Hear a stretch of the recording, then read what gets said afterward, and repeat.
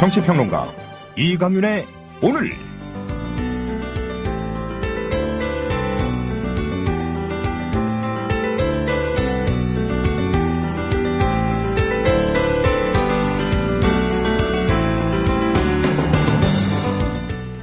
안녕하십니까, 이강윤입니다. 2월 22일 월요일 시작합니다.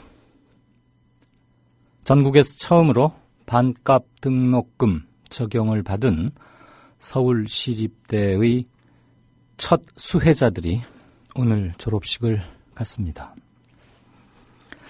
프랑스의 대학 등록금 평균은 약 100만 원이고 프랑스 대학생들의 선거 투표율은 83%쯤 됩니다.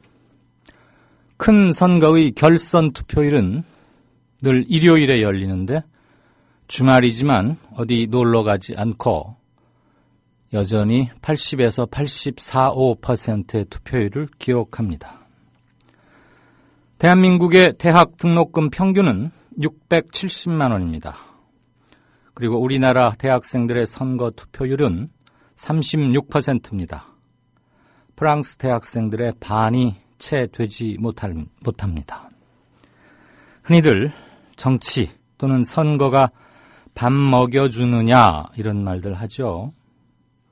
맞습니다. 서울시립대를 보십시오.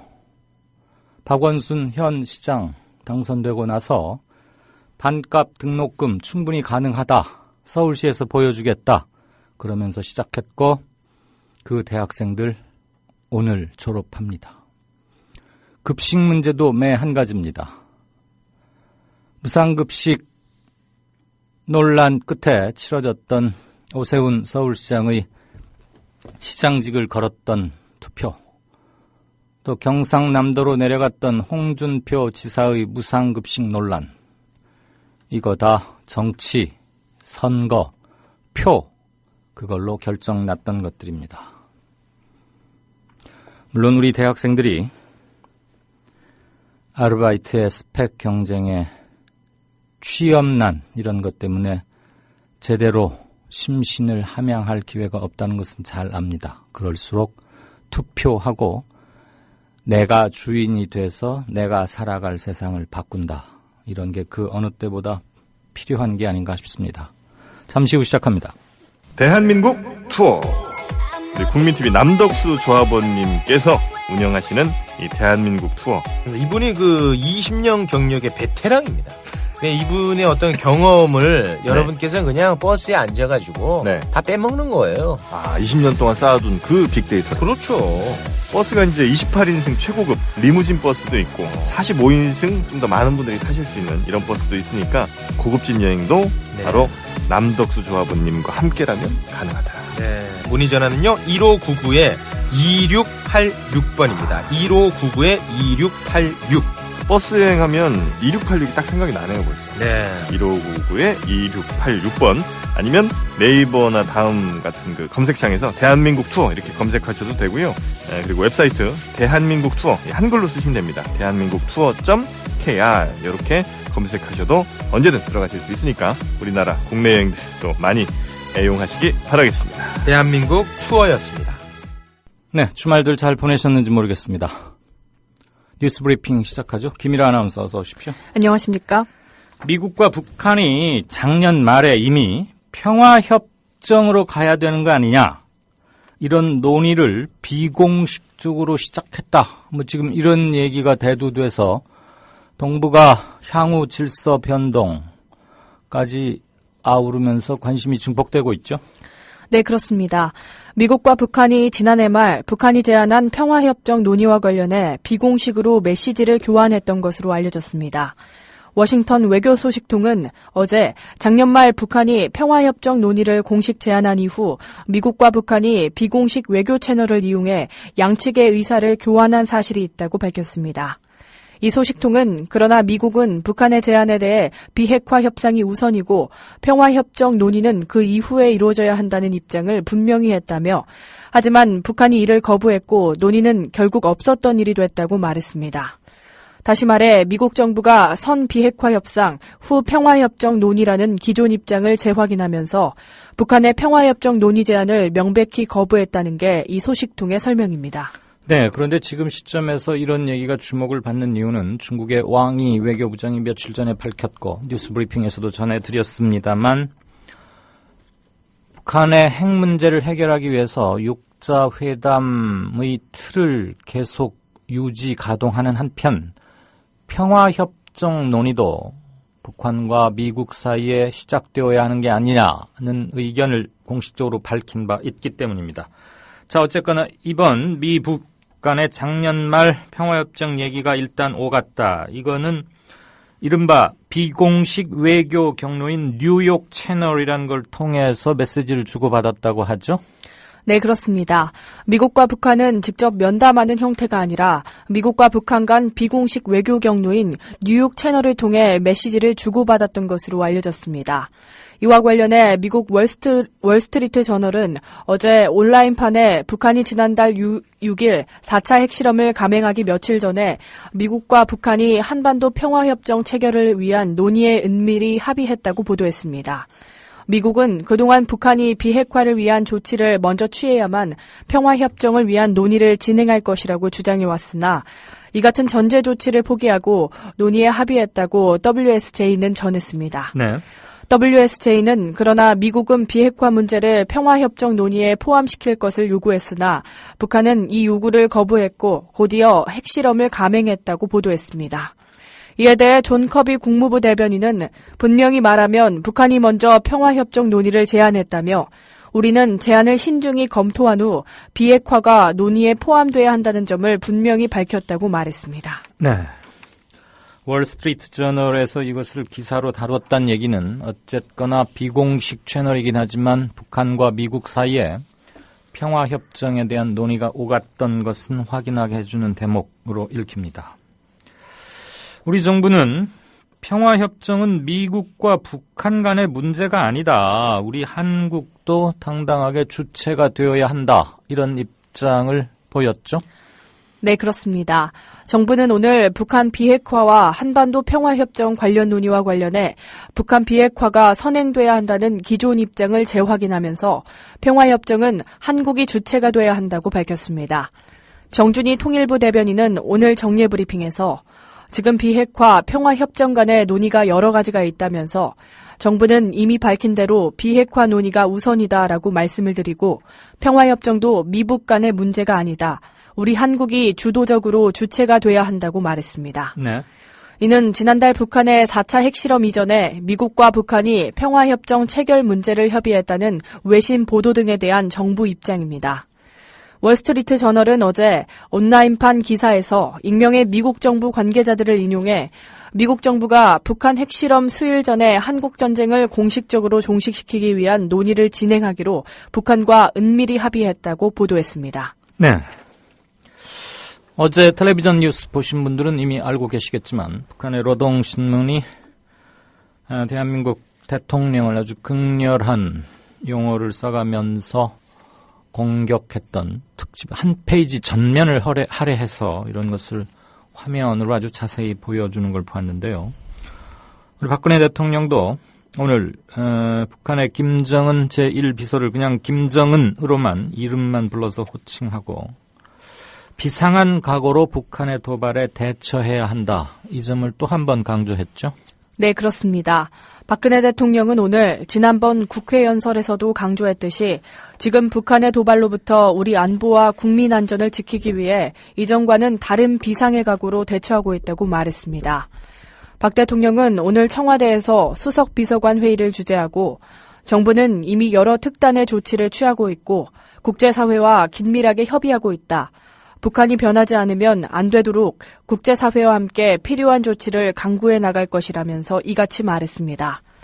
박 대통령은 김정은 북한 국방위원회 제1위원장에 별도 직함을 붙이지 않고 김정은이라고만 호칭하면서 북한의 대남 테러 현실화 가능성과 우리의 대비태세 확립을 강조했습니다. 네.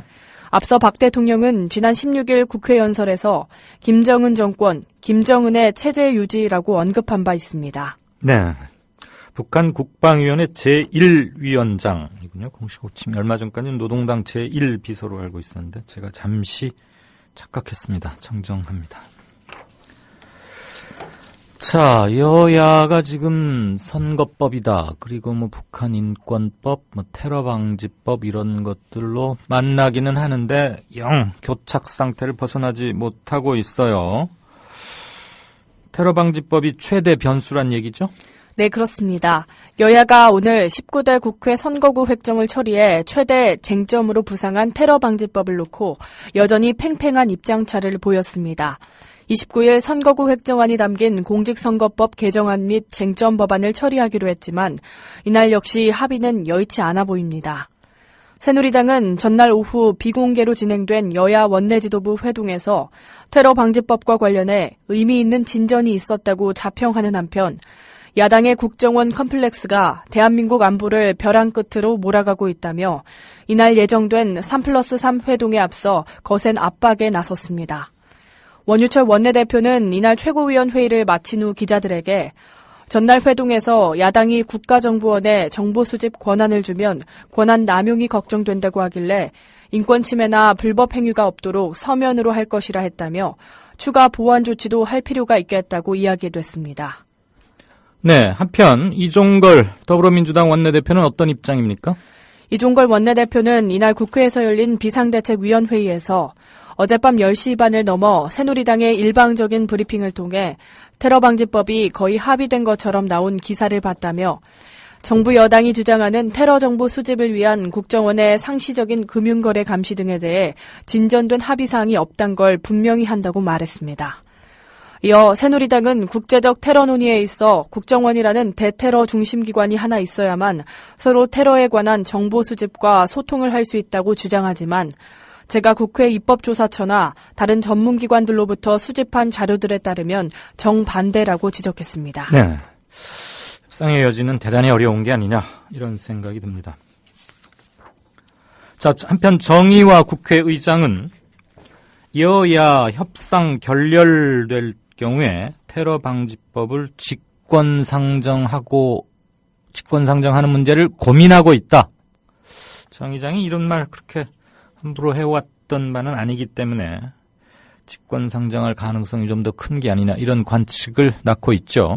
네, 그렇습니다. 정의화 국회의장은 오늘 테러 방지 법안 처리를 위한 여야 협상이 결렬될 경우 본회의 직권상정을 검토하겠다는 입장을 밝혔습니다. 정 의장은 오늘 오전 국회 출근길에 일부 기자들과 만나 협상 결렬 시 직권상정까지도 생각하고 있느냐는 질문에 고민하고 있다고 말했습니다. 앞서 새누리당 김정훈 정책위의장은 지난 17일 당 최고위원 중진 연석회의에서 북한의 도발 우려를 언급한 뒤 작금의 상황은 국회법상 국회의장 직권상정 요건인 국가 비상사태에 해당한다면서 여야가 합의에 실패할 경우 직권상정할 것을 정 의장에게 공식 요청했습니다. 네, 그리고 이건 무슨 얘기인가요? 아마 국민의당 얘기 같은데 친노를 피해서 와보니까 친안이 버티고 있다. 국민의당 얘기죠? 네, 그렇습니다. 2012년 대선 때부터 안철수 대표를 도왔던 국민의당 인사들이 더불어민주당을 떠나 입당한 광주 전남 현역 의원들에게 도전장을 던졌습니다. 국민의당에 합류한 일부 호남 의원 사이에선 친노 피해서 왔더니 이번에는 친안이 버티고 있다는 말도 나왔습니다. 호남의 지역구는 광주 8곳, 전남 11곳, 전북 11곳을 합해 모두 30곳입니다. 이 중 국민의당 소속 의원이 있는 지역은 광주 6곳과 전남 3곳, 전북 2곳입니다. 국민의당의 후보 공모에선 더불어민주당 현역 의원들이 있는 지역에 공천 신청자들이 몰렸지만 당내 현역들 지역에도 안철수계와 김대중 전 대통령계 신인들이 출사표를 냈습니다. 네, 어떤 사람들이 누구한테 지금 한번 붙어보자 이러는 겁니까? 김동철 의원의 광주 광산갑에는 2012년 대선 때부터 안 대표를 도왔던 김경록 대변인이 도전했습니다. 김승남 의원의 전남 고흥 보성에 출마한 김철근 동국대 겸임교수는 대선 때 안철수 캠프 대외협력위원장을 지냈으며 유세 현장에서 안 대표를 업고 다니기도 했습니다. 정동영 전 의원이 출마하는 전주 덕진에도 안 대표의 대북 문제 과외교사로 불린 김근식 경남대 교수가 공천을 신청했습니다. 네. 장병환 의원의 광주 남구에는 의사 출신의 서정성 전 광주시 의원이 공천을 신청했습니다. 서 후보는 윤장현 광주시장과도 가깝습니다. 이 밖에 DJ계 인사들도 국민의당 현역에 맞서 공천을 신청했습니다. 광주 남구에는 김명진 전 청와대 행정관이, 임내현 의원의 광주 북을에는 최경환 전 비서관이 나왔습니다. 네. 그 안철수 대표를 업고 다녔다는 사람이 김철근 씨입니까? 동국대 겸임교수라고 돼 있는? 예. 등치가 아주 좋긴 하던데 업고 다녔군요. 현역 의원들하고 안철수계 신인들 사이에서 뭐 기싸움도 팽팽하다는 얘기죠. 네, 그렇습니다. 공천 신청을 두고 현역 의원들과 안철수계 신인들 사이에 기싸움도 벌어졌습니다. 현역 의원들은 더민주 의원들이 있는 지역에 가서 싸우지 왜 우리 지역에서 아군하고 싸우려 하느냐고 했습니다.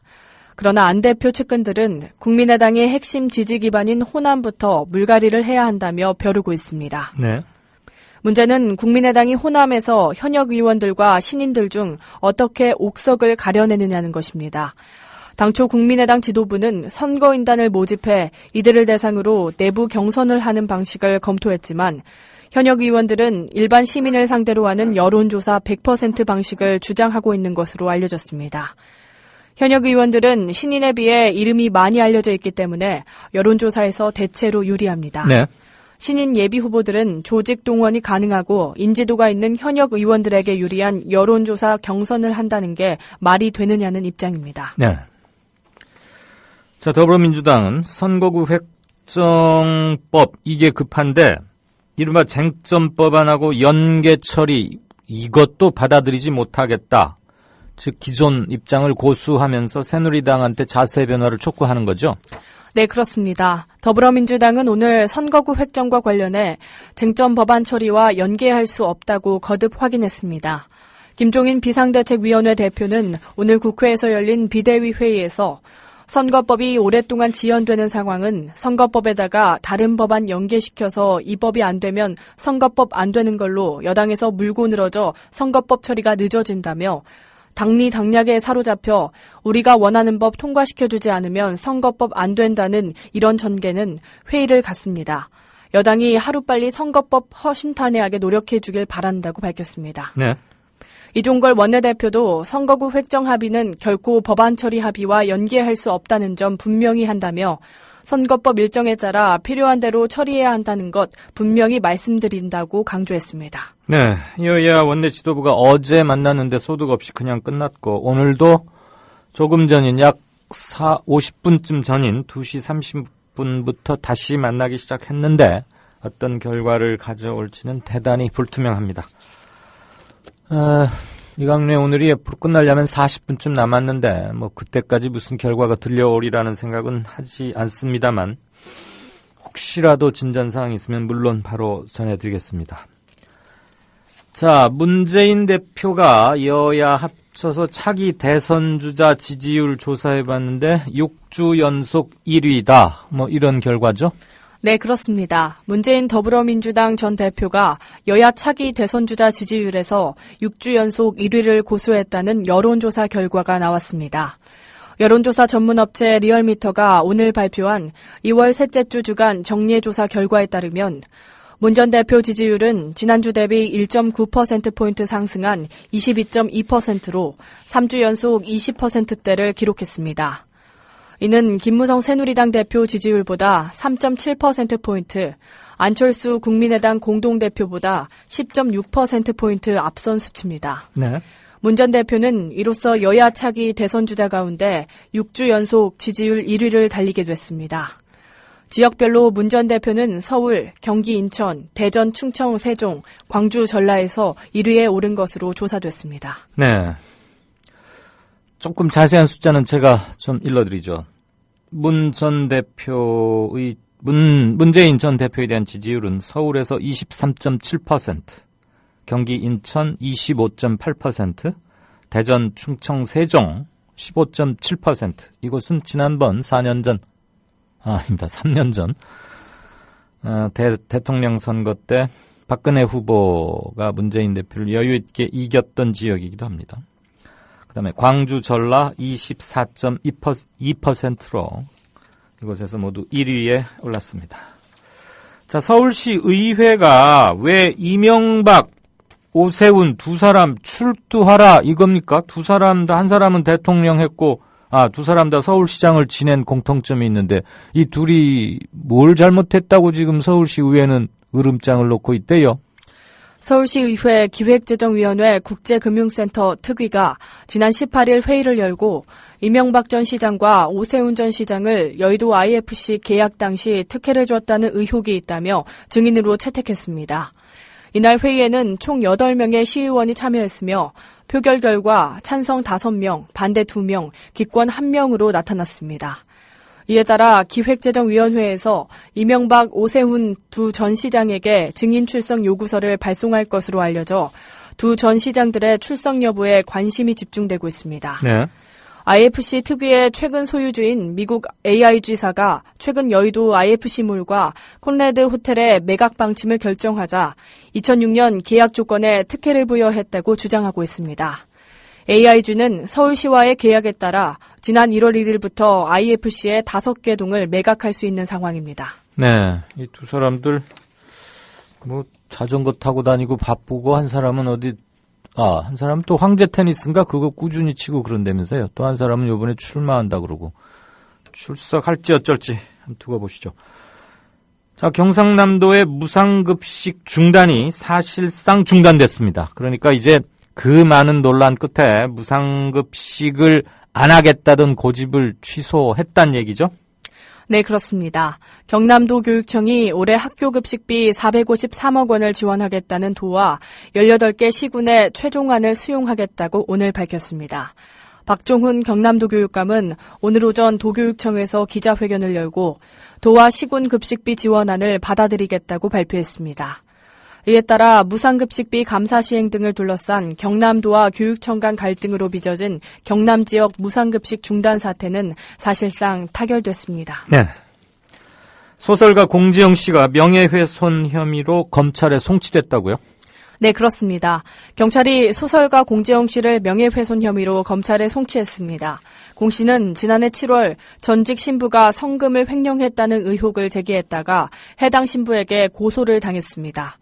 서울 서초경찰서는 자신의 페이스북에 신부 김모 씨가 밀양 송전탑 쉼터를 마련한다는 명목으로 모금을 하고는 교구에 한 푼도 전달하지 않았다는 글을 올려 신부의 명예를 훼손한 혐의로 공 씨를 기소 의견으로 검찰에 송치했다고 오늘 밝혔습니다. 네.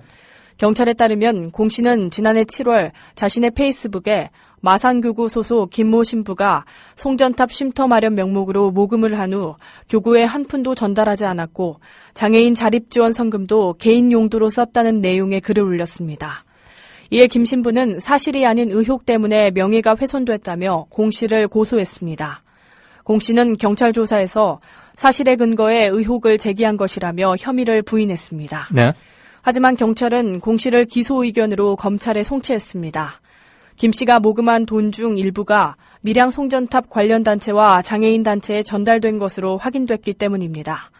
경찰은 또 공 씨가 관련 자료를 제출했으나 의혹을 입증하기에 부족하다고 판단했습니다. 네, 이와 관련해서 조금 전에 공지영 씨가 자신의 페이스북에 올린 글을 제가 한 번 더 들여다가서 봤더니 좋다. 법정에 가서 좀 더 많은 증거와 증인 그리고 많은 얘기들이 공개되기를 그래서 명확한 실체가 규명되기를 바란다. 기소되는 것은 처음이다. 그러면서 소회를 밝혀놨더군요. 지금까지 뉴스브리핑의 김일아 아나운서였습니다. 고맙습니다. 수고하셨습니다. 국민 라디오 지지하는 4가지 방법 아시나요? 다운로드하기, 별점 주기, 댓글 달기, 구독하기. 국민 라디오를 보다 많은 이들에게 전할 수 있는 가장 손쉬운 방법. 다운로드하기, 별점 주기, 댓글 달기, 구독하기. 잊지 마세요. 다운로드하기, 별점 주기, 댓글 달기, 구독하기.